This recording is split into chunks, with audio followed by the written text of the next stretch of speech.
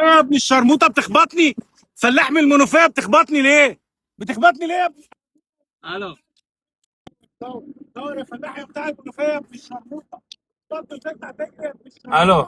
بعد تصدر هذا الفيديو الترند في مفاجأة كبيرة جدا في هذا الفيديو أقولها لك في آخر هذا الفيديو.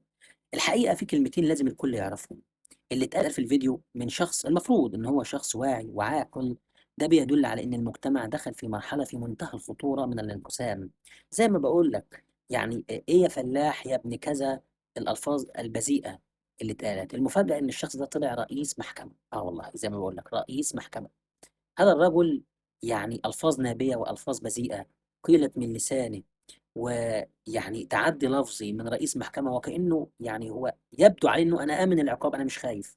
أتمنى من الجهات المسؤولة والمعنية أن تتخذ الإجراءات اللازمة تجاه هذا الشخص حتى وإن كان رئيس محكمة، لأنه أساء لمصر وأساء لمحافظة كاملة وأساء لناس محترمة، منهم الرئيس ومنهم الفلاح اللي فوق دماغنا ومنهم كل فئات المجتمع.